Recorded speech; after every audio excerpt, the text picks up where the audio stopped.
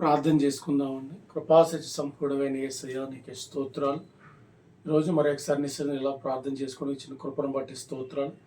ఈరోజు నీ మాటలు మేము ధ్యానిస్తుండగా నీవే మాతో మాట్లాడమని, ఈ ప్రార్థనలో ఏకీభవించిన వారిని, నీ యొక్క మాటలు వింటున్న వారిని దీవించి ఆశీర్వదించమని యేసయ్య నామములో అడుగుచున్నాము తండ్రి.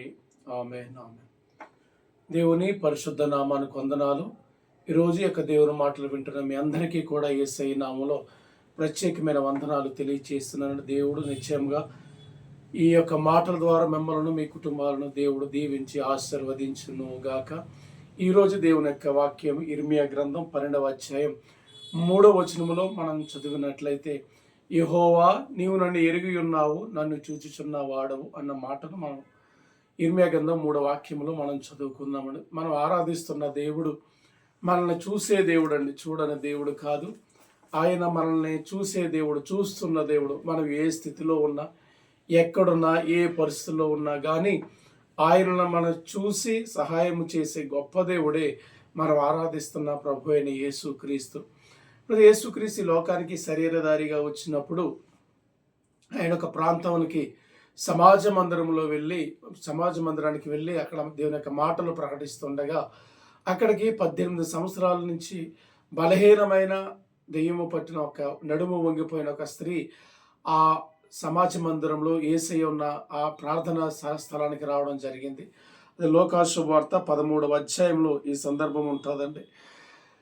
యేసయ్య అక్కడ వాక్యంలో చదివి ఉంటుందని, యేసయ్య ఆమెను చూచి దగ్గరికి రమ్మని పిలిచి ఆమెను బాగు చేసిన గొప్ప దేవుడే మనం ఆరాధిస్తున్న ప్రభు అయిన యేసుక్రీస్తు. పిల్లలు అక్కడ వాక్యంలో మనం చూసినట్లయితే నడుము వంగిపోయిన స్త్రీ అని రాయబడింది. నడుము అన్న మాటకు బైబిల్ గ్రంథంలో మరొక మాట మనస్సు అనే మాట ఉంటుందండి. పిల్లలు ఈరోజు దేవుని సన్నిధిలో మనం దేవుని మాటలు వింటున్న మనం పిల్లలు ఎన్నోసార్లు మన ప్రతికూలమైన పరిస్థితులు మనకు ఎదురవుతూ ఉంటాయి. మనస్సులు ఇరిగిపోయిన సమస్యలు, ఎన్నో బాధలు, శ్రమలు, ఆందోళన మనల్ని వెంబడిస్తూ ఉంటాయి పిల్లలు. అయితే వాక్యం ఏం చెబుతుందంటే, దేవుడు నిన్ను చూసే దేవుడు, నిన్ను ఎరిగిన దేవుడు, సమస్తాన్ని ఎరిగిన దేవుడు, నీకు సహాయం చేసే దేవుడు అయి ఉన్నాడని వాక్యం చెబుతుంది. కాబట్టి ఈరోజు దేవుని యొక్క మాటలు వింటున్న ప్రియ ఆత్మీయులైన ప్రతి ఒక్కరూ కూడా సమస్యలు ఉన్నాయని, ఇబ్బందులు ఉన్నాయని, కష్టాలు ఉన్నాయని భయపడిపోకుండా, ఆనాడు ఆమెను చూసి ఆమెను బాగు చేసిన దేవుడు, ఆమెను చూసి ఆమెను దగ్గరికి పిలిచి రమ్మని పిలిచి వంగిపోయిన ఆ నడుము నుంచి విడుదల అనుగ్రహించిన దేవుడు ఈరోజు మనల్ని కూడా అటువంటి విడుదల అనుగ్రహించే తాడు. నిశ్చయముగా మనం విశ్వసించినట్లయితే దేవుడు తప్పనిసరిగా మనల్ని కూడా చూసి, మనం అనుకుంటాం చాలాసార్లు దేవుడు మమ్మల్ని చూడట్లేదేమో, మమ్మల్ని ఎరిగి ఉండలేదేమో, మా కష్టాలు దేవుడు చూడట్లేదు, మా శ్రమను దేవుడు చూడట్లేదు, ఎన్నోసార్లు మనం అనుకుంటాము.